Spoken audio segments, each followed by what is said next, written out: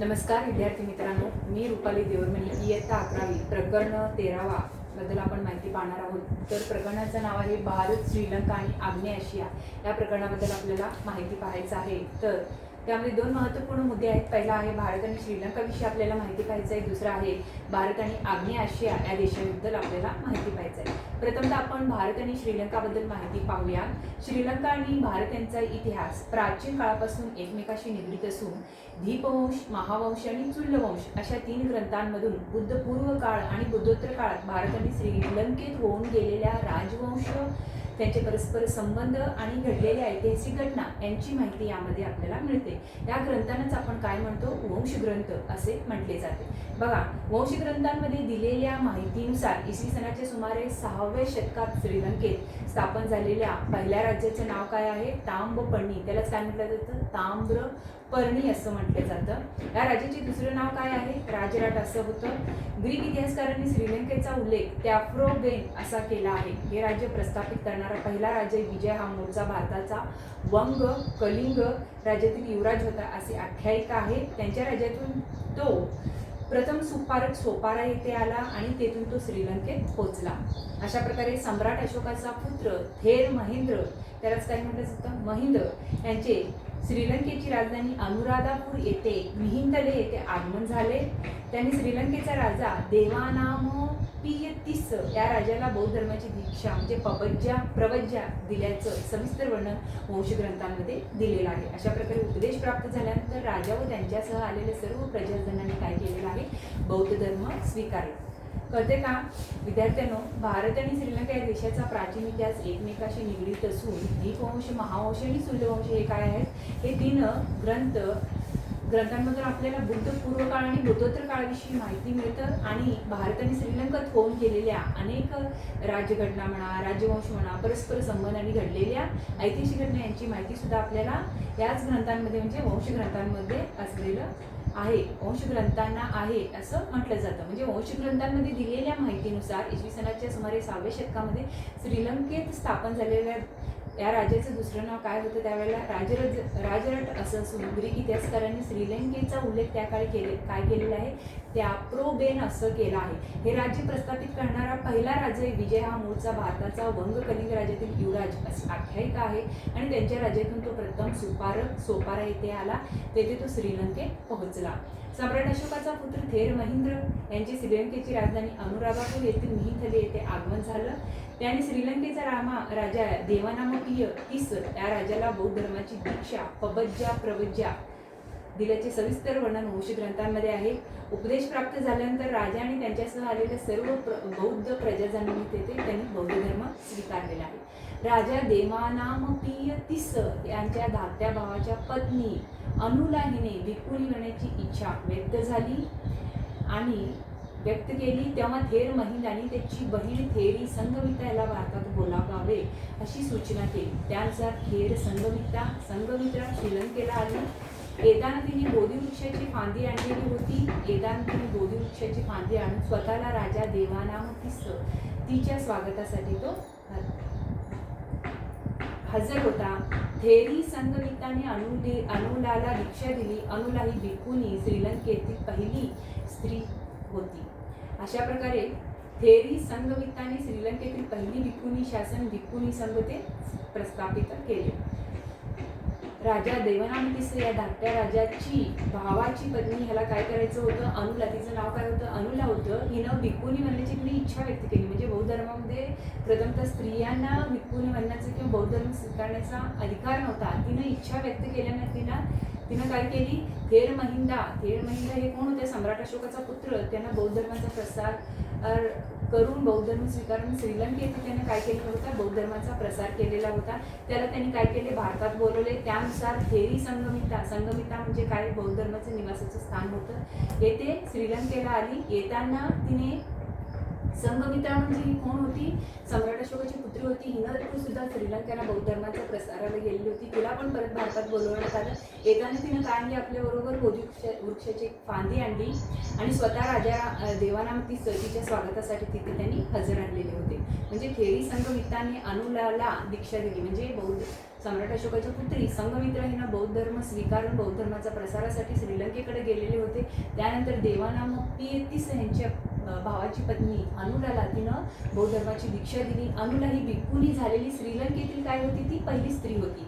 म्हणजे थेरी संघमिताने श्रीलंकेतील पहिली भिक्खुनी संघ तिथं स्थापन केलेले होते. म्हणजे थेरी संघमिताचे आगमनाचे स्मरण म्हणून श्रीलंकेतील दरवर्षी डिसेंबर महिन्याच्या पौर्णिमेला काय केलेले होते, त्यांनी उंडोअप्पो पोया नावाचा एक उत्सव त्यांनी साजरा केला जातो. अशा प्रकारे उंडोअप्पो पोया म्हणजे काय, डिसेंबर महिन्यातील काय आहे, श्रीलंकेतील एक पौर्णिमा आहे, त्याविषयी आपण माहिती पाहिली. पुढे आहे श्रीलंकेतील महत्त्वाची सांस्कृतिक स्थळे, याविषयी आपण माहिती पाहणार आहोत. श्रीलंकेतील महत्त्वाची सांस्कृतिक स्थळेमध्ये अनुराधापूर मिहिंतले हे पाहणार आहोत. थेर महिंद आणि थेरी संघमित्रा हे कोण होते, अशोकाचे पुत्र, जे बौद्ध धर्माचे अनुयायी असून ते बौद्ध धर्माच्या प्रसारासाठी संपूर्ण देशभरात जगभरात फिरले. प्रथमतः त्यांनी श्रीलंकेत फिरलेले ते उल्लेख दिले आहेत. त्यांनी यांच्या अनुराधापूर जवळच्या मिहिंतले येथे वास्तव्यामुळे बौद्ध धर्म श्रीलंकेत रुजला आणि वाढला. म्हणजे ह्या दोघांनी काय केले, अनुराधापूर जवळच्या मिहिंतले म्हणजे श्रीलंकेतील त्यांच्या वास्तव्यामुळे काय झालेलं होतं, श्रीलंका देशामध्ये बौद्ध धर्म काय झालेला होता, रुजला, फुलला आणि वाढलेला होता. पुढचा आहे अनुराधापूर मिहिंतले येथील महत्त्वाची स्तूप, याविषयी माहिती पाहायचं आहे. कंटक चेती हा मिहिंतले येथील प्राचीन स्तूपापैकी काय आहे, एक स्तूप आहे. स्तूपाजवळ असलेल्या कोरीव शिलालेखांमध्ये जवळचा पाण्याचा तलाव आणि जमीन यावरील करारांमधून मिळणाऱ्या निधी या स्तूपाच्या देखभालीसाठी दिल्याचा उल्लेख आहे. म्हणजे मिहिंतले येथील थेर महिंदाच्या शारीरिक धातूंवर अस्थि उभारलेला स्तूप आंबस्थर दगाबा या नावाने तो ओळखला जातो. अशा प्रकारे तुकाराम स्तूप इथं पुस्तकामध्ये त्यांनी दाखवलेले आहेत, हे तुम्ही छायाचित्रातून पाहू शकता. बघा, थेरी संघमितांनी श्रीलंकेत येताना तिच्याबरोबर गौतम बुद्धाच्या उजव्या खांद्याच्या अस्थी सोबत आणलेल्या होत्या. म्हणजे गौतम बुद्धाच्या अस्थी भारतामध्ये किंवा जगामध्ये 4 ठिकाणी ठेवलेल्या आहेत, तिथे त्यांनी स्तूप सुद्धा बांधलेले आहेत. मग राजा देवानामतीस याने अनुराधापूर येथे अस्थीवर तुकाराम हा स्तूप उभारलेला आहे. म्हणजे गौतम बुद्धाच्या अस्थी सोबत आणल्यानंतर त्यांनी काय केलेले आहे, ते राजा देवानामतीस याने अनुराधापूरमध्ये काय केलेले आहे, ते अस्थीवर त्यांनी हे तुकाराम स्तूप बांधलेला आहे. श्रीलंकेत अस्तित्वात असलेल्या स्तूपांपैकी तुकाराम हा सर्वाधिक काय आहे, प्राचीन स्तूप आहे. बघा, बुद्धघोष हा प्राचीन श्रीलंकेत होऊन गेलेले एक सुप्रसिद्ध आणि भारतीय तत्वज्ञ होता. बुद्धघोष हा प्राचीन श्रीलंकेत होऊन गेलेला एक सुप्रसिद्ध भारतीय तत्वज्ञ असून अनुराधापूरमधील महावीर येथे त्यांचं काय होतं, वास्तव्य होतं. म्हणजे अनुराधापूरमधील महावीर येथे त्यांचं वास्तव्य असून विशुद्धीमग हा त्याने लिहिलेला पहिला ग्रंथ आहे. विशुद्धीमग हा ग्रंथ त्रिपिटक ग्रंथाच्या बरोबरीने महत्त्वाचा समजला जातो. त्रिपिटक ग्रंथ, सुत्तपिटक ह्या सगळ्या ग्रंथ हे काय आहेत, बौद्ध धर्माच्या माहिती देणारा ग्रंथ आहे. त्याचबरोबर अनुराधापूरमधील महावीर येथे वास्तव्य असलेले कोण आहे, बुद्धघोष यांनी लिहिलेले विशुद्धीमग हा ग्रंथ, त्रिपिटक ग्रंथ किती बौद्ध धर्माच्या ज्ञानाचा माहिती देतो, त्यांच्याच एवढं महत्त्वाचं, त्यांच्याच एवढं बरोबरीचा ग्रंथ असं समजलं जातं. पुढचं आहे कुलथी नगर, त्यालाच काय म्हटलं जातं, कोल्लनरुवा, याविषयी माहिती पाहायचं आहे आपल्याला. चुल्लवंश या ग्रंथांमध्ये कोल्लनरुवा या शहराचा उल्लेख कुलथी नगर या नावाने केला आहे. म्हणजे इसवी सनाच्या 10व्या शतकात चोळ सम्राट पहिला राजराजांनी श्रीलंकेवर आक्रमण केले आणि अनुराधापूर हे काय केलं, श्रीलंकेतील महत्त्वपूर्ण शहर उद्ध्वस्त केलं. त्याने कोल्लनरुवा येथे आपली राजधानी स्थापन केली होती. त्याने कोल्लनरुवाचे नामकरण जननाथ मंगलम असं केले. म्हणजे तेथे एक शिवालय बांधले. त्यानंतर त्यांनी आपल्या राणीच्या स्मरणात आणखीन एक शिवालय बांधले. श्रीलंकेत असणाऱ्या हिंदू मंदिरांपैकी ही देवालये सर्वाधिक काय आहेत, प्राचीन आहेत.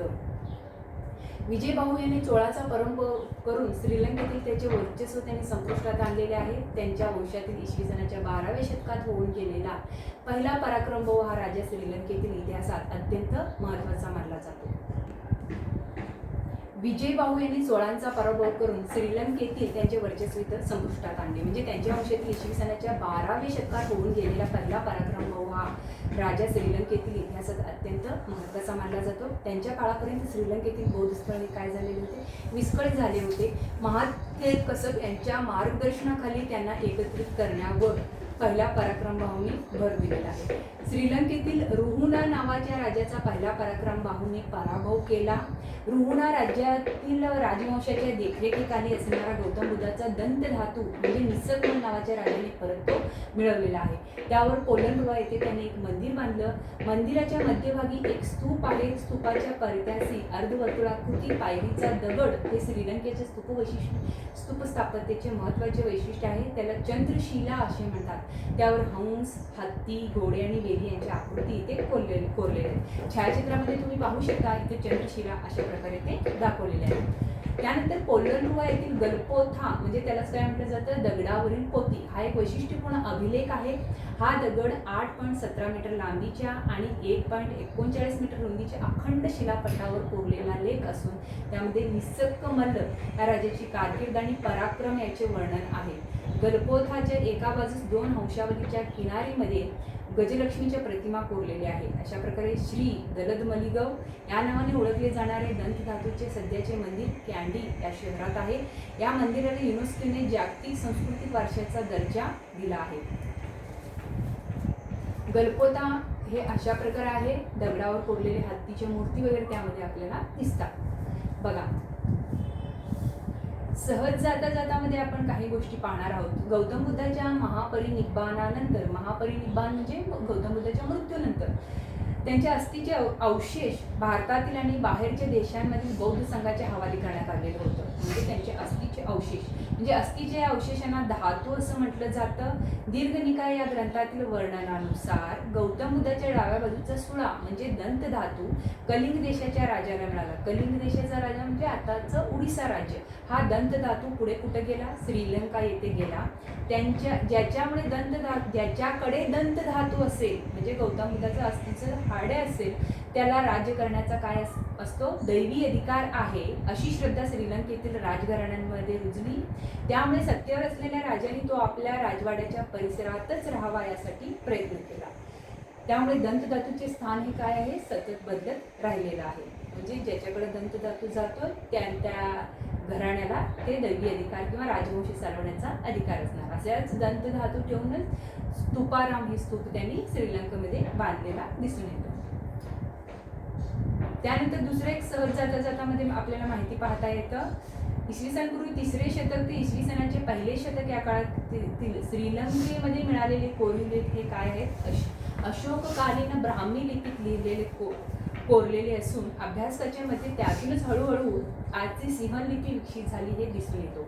म्हणजे ललित विस्तार सूत्र या बौद्ध ग्रंथात एकूण 64 भारतीय लिपींची यादी दिली आहे. ब्राह्मी लिपीनुसार पुढे श्रीलंका आणि आग्नेय आशियातील अनेक लिपी विकसित झालेल्या आहेत. आता आपल्याला दांबुल आणि सिगिरिया या पॉईंटविषयी आपल्याला चर्चा करायचं आहे. बघा, श्रीलंकेतील दांबुल येथील बौद्ध लेणी जागतिक सांस्कृतिक वारसा म्हणून ते जाहीर झालेले आहेत. या ठिकाणी असलेल्या 5 लेण्यांच्या अंतर्भागात गौतम बुद्ध आणि बोधिसत्व यांच्या मूर्तीबरोबर छतांवर काढलेली ते चित्रे आहेत. म्हणजे दांबुल शहराच्या जवळ असलेले सिगिरिया येथील पर्वतावर एक प्रचंड मोठ्या खडकावर बांधलेला किल्ला आणि राजवाडा होता. त्या खडकात राजवाड्याच्या प्रवेशद्वारापाशी कोरलेली सिंहाची एक प्रचंड मूर्ती आहे. त्यावरून या ठिकाणीचे नाव सिगिरिया असं पडले आहे. म्हणजे सिगिरिया येथील भित्तिचित्राच्या शैलीची तुलना अजिंठा येथील भित्तिचित्र शैलीशी केली जाते. भारत आणि आग्नेय आशिया या मुद्द्याविषयी आपण चर्चा करणार आहोत. आग्नेय आशियात प्रस्थापित झालेल्या भारतीयांच्या वसाहती आणि राज्य यांची माहिती देणारे भारतीय साहित्य फारसे उपलब्ध नसले तरी चिनी सम्राटाच्या दरबारी नोंदींमध्ये या संदर्भातील माहिती उपलब्ध आहे. म्हणजे प्राचीन भारतीय साहित्यात सुवर्णभूमी असा या प्रदेशाचा उल्लेख आढळतो. म्हणजे आग्नेय आशियातील देशाशी भारताची व्यापारी संबंध इसवी सनापूर्वी 1ले शतक ते इसवी सनाचे 1ले शतक या काळात सुरू झालेला आहे. भारतीय व्यापाऱ्यांसाठी मलक्काच्या समुद्रधुनी मागे येऊन चिनी समुद्रात प्रवेश करण्यासाठी मलाय द्वीपकल्प हा काय आहे, सोयीचा बिंदू ठरलेला आहे. मलाया द्वीपकल्पाच्या पश्चिमेकडील किनाऱ्यावर माल उतरून तो पूर्व किनाऱ्याकडे नेणे आणि तो परत जहाजावर चढवणे हे संपूर्ण समुद्राला वळसा घालून जाण्यापेक्षा काय आहे ते सोयीचं होतं. समुद्रमार्गे चालणारा हा व्यापार इसवी सनाच्या 10व्या शतकाच्या शेवटी चोळ राजांच्या राजवटीत लक्षणीयरित्या ते काय आहे, वृद्धिंगत झालेलं आहे. आग्नेय आशिया ही संज्ञा दुसऱ्या जागतिक युद्धाच्या काळात प्रचाराला आली. बौद्ध ग्रंथांमध्ये सुवर्णभूमीचा उल्लेख आहे. आग्नेय आशियाचे अभ्यासक त्या प्रदेशाची भौगोलिक वैशिष्ट्ये लक्षात घेऊन त्याचे 2 विभाग करतात. एक आहे मुख्य भूभाग, म्हणजे या प्रदेशाचा उल्लेख इंडोचीन या नावानेही ते केला जातो.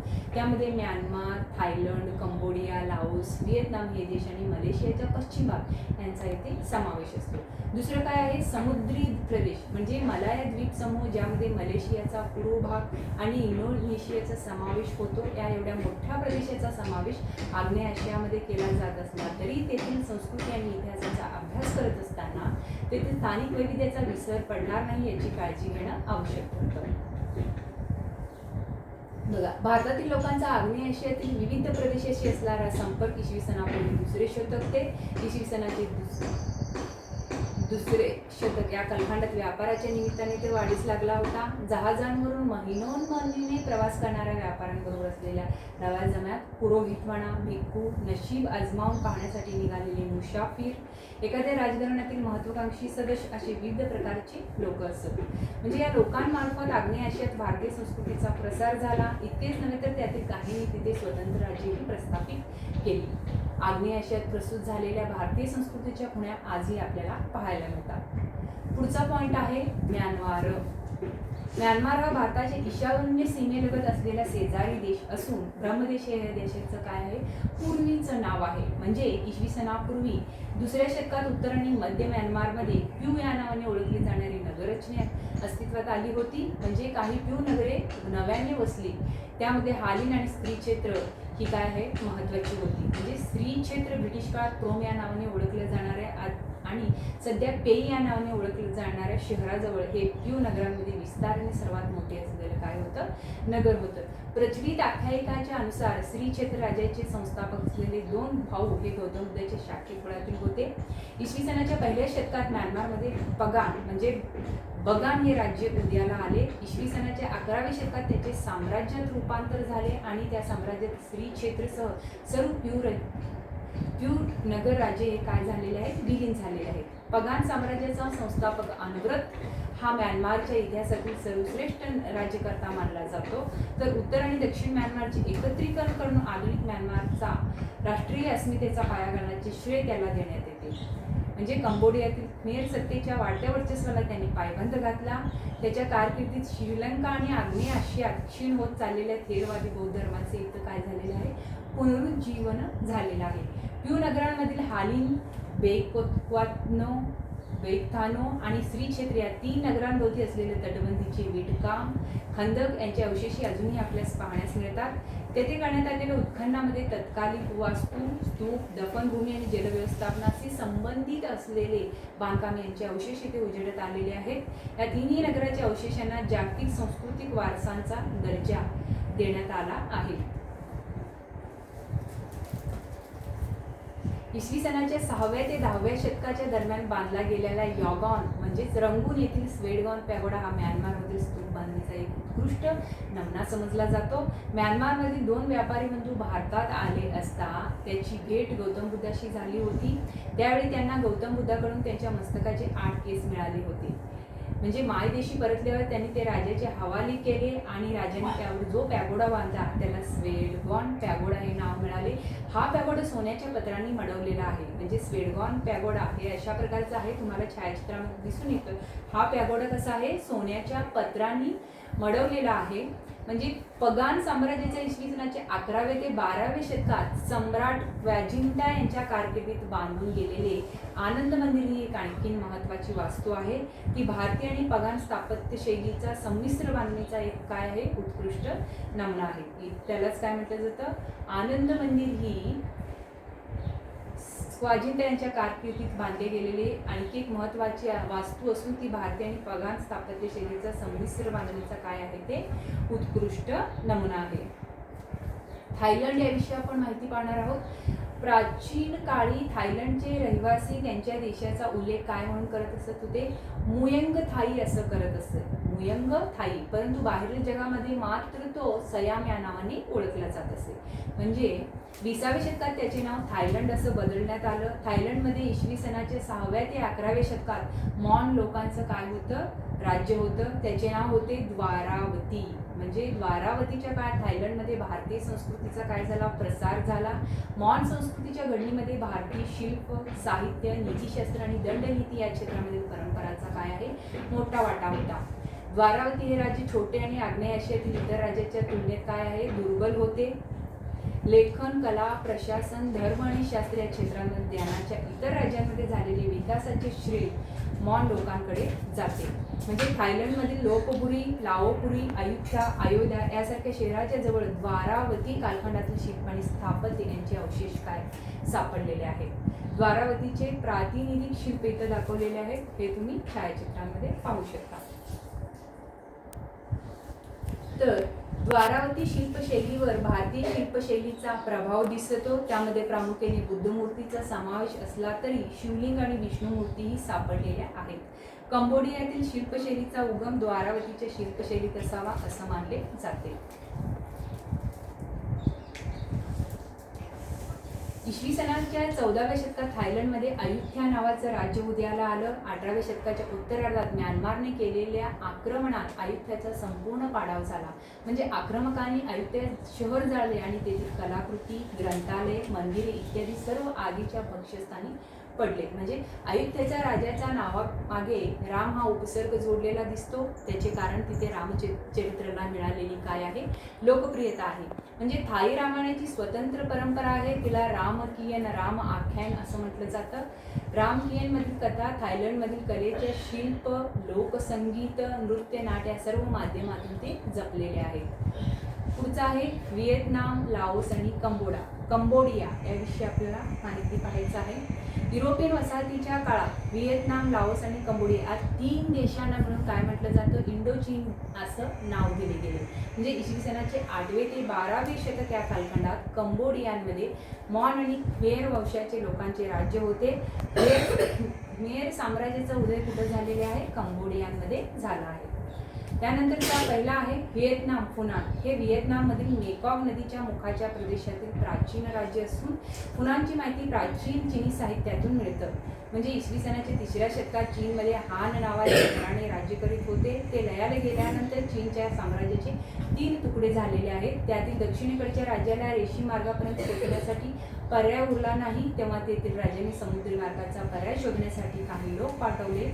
त्यांना मेकॉंग नदीच्या मुखाच्या प्रदेशात एक राज्य प्रस्थापित झालेले आढळले. म्हणजे त्यास त्यांनी फुनान असं नाव दिले. त्यांच्या वर्णनानुसार फुनानमध्ये तटबंदीयुक्त शहर, राजवाडा, प्रस्थापित कर प्रणाली, कायदे लिखित नोंदी करण्याची पद्धत आणि कौशल्यावर आधारित व्यवसाय करणारा कारागीर वर्ग होता. म्हणजे हवाई छायाचित्रणाच्या आधारे या वर्णनाला काय मिळालेलं आहे? दुजोरा मिळाला आहे. फ्रेंच पुरातत्वज्ञ लुई मेलरे याने केलेल्या उत्खननामध्ये विटांमध्ये बांधकाम केलेल्या मंदिराचे अवशेष आहेत. अलंकार घडवण्याचे कारखाने आणि राहण्याची घरे यांचे अवशेष येथे मिळालेले आहेत. इसवी सनाच्या 2ऱ्या शतकातील रोमन नाणी सुद्धा येथे मिळालेली आहेत. पुढचा महत्त्वपूर्ण पॉईंट आहे चंपा. याविषयी आपण माहिती पाहणार आहोत. व्हिएतनामच्या किनारी प्रदेशात चंपा हे काय आहे? एक प्राचीन राज्य असून चंपा राज्यात अनेक ठिकाणी ब्राह्मी लिपीत कोरलेले संस्कृत लेख मिळालेले आहेत. म्हणजे चंपा म्हणजे चामवंशीय लोकांचं राज्य. तेथील शहराची नावे काय आहेत? इंद्रपूर, अमरावती, विजय, कौटार, पांडुरंग अशी होती. विजय हे शहर चंपा राज्याची काय आहे? राजधानी होती. कोरीव लेखांमध्ये तेथील राजे आणि राण्या यांची नावे आणि त्यांनी बांधलेले हिंदू देवतांच्या मंदिराचे, विशेषतः शिवमंदिराचे उल्लेख सापडतात. त्याचबरोबर लाकडी बुद्धमूर्तीही मिळालेल्या आहेत. त्यावरून व्हिएतनाममध्ये व्यापारी केंद्र असलेली फुनानसारखीच इतर नगरराज्ये अस्तित्वात होती आणि तेथून विविध वस्तूची आयात निर्यात होत असे हे स्पष्ट होते. इसवी सनाच्या 4व्या ते 14व्या शतकाच्या कालखंडात चंपा राज्यांमध्ये शैव मंदिर बांधली गेली. ही मंदिरे माईसाण नावाने ओळखले जाणाऱ्या एका दरीमध्ये आहेत. त्यातील भद्रेश्वर मंदिर महत्त्वाचं समजलं जातं. माईसाण येथे एकेकाळी 70हून अधिक मंदिरे होती. या मंदिराच्या प्रांगणात संस्कृत आणि चाम भाषेत कोरलेल्या लेखांचे दगडी पट उभारलेले आहेत. याच परिसरात राजघराण्यातील व्यक्तीची दफनस्थळे आहेत. हा परिसर राजघराण्यातील लोकांच्या धार्मिक प्रसंगासाठी राखीव होता असं दिसते. माईसाण येथील मंदिराच्या परिसराला जागतिक सांस्कृतिक वारशाचा दर्जा लाभलेला आहे. माईसाणची मंदिर स्थापत्यशैली वैशिष्ट्यपूर्ण होती. शिखरांची उभारणी मेरू पर्वताच्या संकल्पनेवर आधारित होती. माईसाण येथील मंदिराच्या शिखरांवरील शिल्प इथे दाखवलेले आहेत, हे तुम्ही पाहू शकता. व्हिएतनाम, लाओस आणि कंबोडिया या 3 देशात सुमारे 20 वर्षे सुरू झालेल्या युद्धाला व्हिएतनाम युद्ध म्हणून ओळखलं जातं. या युद्धात माईसाणचा परिसर हे काय झालेला आहे, उद्ध्वस्त झाला आहे. पुढचा आहे लाओस. हा देश भूवेष्टित आहे, म्हणजे लाओसचे अधिकांश लोक मूळचे दक्षिण चीनमधून आलेले लाओ वंशाचे लोक आहेत. लाओसमधील राज्याचे नाव लाओ सांग असे होते. हे राज्य इसवी सनाच्या 14व्या शतकापासून 18व्या शतकापर्यंत अस्तित्वात होतं. 19व्या शतकात थायलंडने केलेल्या आक्रमणापुढे लाओ संघचा टिकाव लागला नाही. 19व्या शतकाच्या उत्तरार्धात लाओसमधील व्हिएन्शियन येथे पुन्हा एकदा फ्रेंच क्रांतीने त्याचे प्रशासकीय केंद्र प्रस्थापित केले.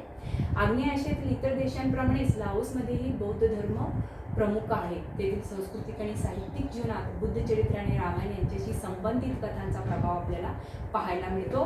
विशेषतः शिल्पकला आणि नृत्यनाट्य या माध्यमांमध्येही बुद्ध चरित्र आणि रामायणातील कथासूत्रांचे सादरीकरण केलेले पाहायला मिळते. 16व्या शतकात लाओसमध्ये रचले गेलेले सान सी न से नावाचे महाकाव्य केवळ लाओसमध्येच नव्हे तर थायलंडमध्येही लोकप्रिय आहे. त्यांच्या कथासूत्रांमध्ये आणि रामायणाच्या कथासूत्रांमध्ये काय आहे, साधर्म्य आहे. पुढचा आहे पॉइंट कंबोडिया.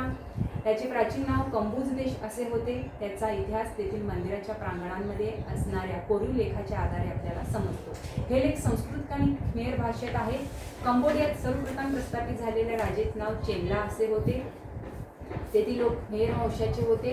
कंबोडियातील भारतीय संस्कृतीचा प्रभाव चेनला काळापासून दिसून येतो. म्हणजे चेनला राज्याच्या संस्थापकाचा नाव दुसरा जयवर्मन असे होते. इसवी सन 802 मध्ये त्याचा राज्याभिषेक झाला. त्यांच्या राजधानीचं नाव हरिहराबाद होते. चेनला राज्याच्या राजांनी पुढील 500 वर्षात व्हिएतनामपासून म्यानमार आणि उत्तरेला चीनपर्यंत राज्याचा विस्तार केला. हे साम्राज्य खमेर साम्राज्य म्हणून ओळखलं जातं. 7वा जयवर्मन या राजाच्या कारकिर्दीनंतर खमेर साम्राज्याला उतरती कळा लागली आणि इसवी सनाच्या 15व्या शतकात थायलंडमधील आयुथ्याच्या राजांनी खमेर साम्राज्याचा पूर्ण पाडाव केला. इसवी सनाच्या 11व्या शतकातील दुसरा सूर्यवर्मन आणि 12-13व्या शतकातील 7वा जयवर्मन यांची कारकीर्द कंबोडियातील मंदिर स्थापत्याच्या दृष्टीने अत्यंत महत्त्वाची होती. दुसऱ्या सूर्यवर्मनने यशोधरपूर या राजधानीच्या शहरात जगविख्यात अंकोर वट हे विष्णू मंदिर बांधले. त्याचे क्षेत्रफळ सुमारे 500 एकर म्हणजे सुमारे 2 चौरस किलोमीटर इतके आहे. मुख्य प्रवेशद्वार पश्चिमेला असून मंदिराभोवती 200 मीटर इतकी रुंदीचा प्रचंड मोठा खंदक आहे. म्हणजे मंदिराच्या कोरीव शिल्पांमध्ये आग्नेयेकडील भिंतीवर असलेले समुद्र मंथनाचे शिल्प प्रसिद्ध आहे. सूर्यवर्मनच्या मृत्यूनंतर काही वर्षांनी चंपाच्या राजाने अंकोरवटवर हल्ला केला. म्हणजे अंकोरवट मंदिर हे अशा प्रकारचं आहे, हे तुम्ही पाहू शकता. हल्ला केला आणि शेवटची अंकोरवटची नासधूस केली. पुढे अंकोरवटचे रूपांतर बौद्ध मंदिरामध्ये झालेलं आहे. म्हणजे 7व्या जयवर्मनने खमेर साम्राज्याची आधीची राजधानी यशोधरपूर पासून जवळच अंकोरधाम ही नवी राजधानी बांधली. त्याने बौद्ध धर्माचा स्वीकार केला होता. अंकोरधाम शहराचे नियोजन, जलव्यवस्थापन आणि स्थापत्य यामध्ये खमेर परिपक्वतेचा प्रत्यय येतो. म्हणजे अंकोरधामचा मध्यवर्ती बिंदू म्हणजे बयोन मंदिर. बयोन मंदिर हे मेरू पर्वताचं काय आहे, प्रतीक आहे. बयोन मंदिर रूपी मेरू पर्वताला रवीच्या स्वरूपात मध्यवर्ती ठेवून समुद्रमंथन करणाऱ्या देव आणि दानव यांच्या शिल्पाकृती मंदिराच्या दक्षिणेकडील प्रवेशमार्गाच्या दोन्ही बाजूला आपल्याला पाहायला मिळतात. म्हणजे शहराच्या भोवती असणाऱ्या खंदकातील पाणी ईस्ट बॅरे आणि वेस्ट बॅरे या नावाच्या 2 जलाशयामधून येते. याच जलाशयांमधून अंकोरधाम, अंकोरवट आणि त्यांच्या परिसरातील इतर अनेक मंदिरांना काय पाणी पुरवठा होत असे. अंकोरधामच्या प्रवेशद्वारावरील शिखरे त्यांच्या वैशिष्ट्यपूर्ण शैलीसाठी प्रसिद्ध आहेत. ही शिखरे किंचित स्मित करणाऱ्या मानवी चेहऱ्याच्या आकाराची आहेत. आकाराने प्रचंड असणाऱ्या या चेहऱ्याची बांधणी अनेक दगड वापरून केलेले आहे. त्यातील प्रत्येक दगडाचे कातीव काम चेहऱ्याच्या आकारानुसार करून घेऊन मग ते दगड एकमेकांमध्ये बसून हे चेहरे साकारलेले आहेत. अंकोरवट, अंकोरधाम आणि त्यांच्या भोवतीचा परिसर हा युनेस्कोने जागतिक सांस्कृतिक वारसा म्हणून जाहीर केलेला आहे. मलेशिया आणि इंडोनेशियाबद्दल आपण माहिती पाहणार आहोत. युरोपीय लोकांच्या आगमनाआधी मलेशियामध्ये 3 प्राचीन राज्ये होऊन गेली. वायुपुराणात मलय द्वीप या नावाने मलेशियन द्वीपकल्पाचा उल्लेख केलेला आढळतो. 7व्या शतकात होऊन गेलेला इजिंग या चिनी बौद्ध भिक्खूने मलायू राज्याला भेट दिली होती. टॉलेमीने त्यांचा उल्लेख मलेयू कोलान आणि गोल्डन केर्सनीज सुवर्णद्वीप असा केला आहे. तंजावर येथील बृहदीश्वर मंदिरातील कोरीव लेखात त्यांचा उल्लेख मलयूर असा केलेला आहे. चोळ राजा राजेंद्र यांनी पराभूत केलेल्या राज्यांपैकी ते एक राज्य होते. म्हणजे चीनच्या दरबारी दप्तरांमध्येही मलायूचा उल्लेख आपल्याला आढळतो. श्रीविजय याविषयी आपण जाणार आहोत. हे राज्य आग्नेय आशियातील एकमेकाशी स्पर्धा करणाऱ्या राज्यांमध्ये प्रबळ ठरलेले आहे. या राज्याचा उगम सुमात्रांमध्ये झाला आहे. मलायू आणि त्याच्या शेजारची तुलनेने दुर्बळ असलेली राज्ये हळूहळू श्रीविजय राज्यांमध्ये समाविष्ट झाली. 11व्या शतकात चोळांनी केलेल्या आक्रमणाला तोंड देताना श्रीविजय राज्य दुर्बळ झाले. 14व्या शतकात मलायूचा शेवटचा राजा परमेश्वरन उर्फ इस्कंदर शाह यांनी मलायातील पहिल्या सुलतानशाही राज्याची स्थापना केली. नंतरचा आहे मजपहित. 13व्या शतकामध्ये पूर्व जावांमध्ये मजपहित नावाचे एक राज्य उदय पावले. हे भारतीय संस्कृतीचा प्रभाव दर्शवणारे किंवा प्रभाव असणारे शेवटचे राज्य होते. म्हणजे या राज्याच्या संस्थापकाचं नाव काय होतं? विजय असं होतं. या राजाने कुबलाई खानाला जावामधून हाकलून देण्यात यश मिळवले आणि इंडोनेशियातील जावा, बाली आणि इतर काही बेटांवर आपले वर्चस्व प्रस्थापित करून मजपहित राज्याचे साम्राज्यात काय केले? रूपांतर केले. 15व्या आणि 16व्या शतकामध्ये उदयाला आलेल्या इस्लामी राज्यांमुळे मजपहितचे अस्तित्व हळूहळू संपुष्टात आलं. पुढचं आहे शैलेंद्र. या जावामधील राज्याचे राजकर्ते भारतामधून आलेले होते असे मत काही भारतीय इतिहासकारांनी मांडले होते. म्हणजे परंतु त्याबद्दल एकमत नाही. इसवी सनाच्या 8व्या ते 9व्या शतकात शैलेंद्र सत्ता भरभराटीला आली. शैलेंद्र राज्य बौद्ध धर्माचे काय होते? अनुयायी होते. त्यांना अनेक बौद्ध मंदिरे आणि स्तूप बांधले. त्यात मध्य जावातील बोरोबुद्दूरचा स्तूप स्थापत्य, शिल्पकला आणि बौद्ध तत्वज्ञानाची अभिव्यक्ती या सर्वच दृष्टीने ते काय आहे? अद्वितीय आहे. म्हणजे त्याला जागतिक सांस्कृतिक वारसाचा दर्जा देण्यात आला आहे. शैलेंद्र काळात मध्य जावातील डिएंगच्या पठारावर बांधलेला हिंदू मंदिराचा समूह डिएंग मंदिरे या नावाने ओळखला जातो. 5वा आहे मतराम. मतराम नावाची एक समकालीन सत्ता जावाच्या पूर्व भागात होती. संजय नावाचा राजा या राज्याचा काय आहे? संस्थापक होता. म्हणजे मतराम राजवटीच्या काळात महाभारत आणि हरिवंश या ग्रंथाची जावानीज भाषेत भाषांतरे झाली. प्राचीन जावानीज भाषेतील काव्यरचना शर्दुल विक्रीट सारख्या सांस्कृतिक वृत्तांमध्ये बांधलेल्या आहेत. त्याला काकवीन असे म्हटले जाते. म्हणजे इंडोनेशियातील वायांग या नावाने ओळखला जाणारा छायानाट्याचा खेळ विशेष प्रसिद्ध आहे.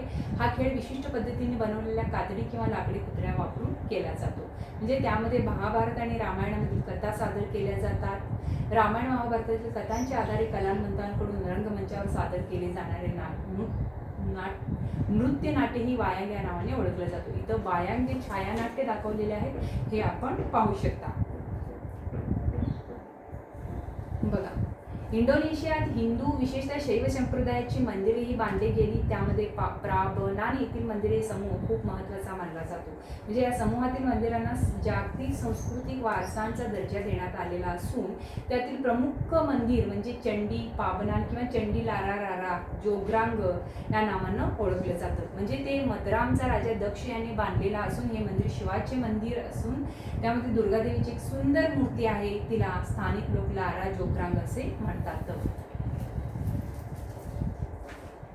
अशा रीतीने या आणि या आधीच्या पाठात आपण भारताबाहेरील देशांमध्ये त्या त्या देशाच्या संस्कृतीच्या घडणीत भारतीय संस्कृतीने काय महत्त्वाची भूमिका बजावली याचा इतिहास आपण पाहिलेला आहे. याशिवाय बौद्ध धर्माचा प्रसार आणि व्यापार यांच्यामुळे भारतीय संस्कृतीच्या भारताबाहेरच्या प्रसारास सुरुवात झाली. याशिवाय काय झालेलं होतं? बौद्ध धर्माचा प्रसार आणि व्यापार यांच्यामुळे सुद्धा काय झालेलं होतं? भारतीय संस्कृतीच्या बाहेरही याचा प्रचार सुरुवात झालेली होती. त्या इतिहासाने इसवी सनाच्या सुरुवातीपासून मध्ययुगापर्यंतचा कालखंड हा व्यापलेला आहे. अधिक माहितीसाठी आपण पाहणार आहोत बौद्ध तत्वज्ञानानुसार विश्वाच्या अस्तित्वाच्या 3 पातळ्या असतात. त्यांना काय म्हणतात? कामधातू, इच्छारूपी बंध म्हणतात, रूपधातू, आकाररूपी आणि नामरूपी बंध म्हणतात, अरूपधातू, बंधमुक्तता म्हणजे बोरोबुद्दच्या स्तूपाची रचना. या 3 पातळ्यांच्या संकल्पनेवर हे आधारलेले आहे. पहिल्या 2 पातळ्यांवर क्रमाने होत जाणारे चौथरे आहेत. प्रत्येक चौथऱ्याभोवती शिल्पाकृती असून कोनाड्यांमध्ये काय आहे? बुद्धमूर्ती आहेत. अंतिम पातळीवर 3 वर्तुळाकृती चौथरे आणि त्याच्या कडेने जाळीदार स्तूप आहेत. त्या स्तूपाच्या आत बुद्धमूर्ती आहेत. सर्वात शेवटच्या वर्तुळाकृती चौथऱ्यावर भरीव स्तूप आहे. अत्यंत भव्य असा हा स्तूप इसवी सन 800च्या सुमारास बांधला गेला. अशा प्रकारे पाठाच्या शेवटी इथं बोरोबुद्दू स्तूप दाखवलेले आहेत. स्तूपामध्ये अनेक छोटे छोटे कमान आहेत आणि ते प्रत्येक कमानामध्ये आपल्याला गौतम बुद्धाच्या मूर्ती पाहावयास मिळतो. तर येथे आपला हा पाठ संपतो. पुढचा पाठ आपण पुढच्या तासाला पाहू. नमस्कार.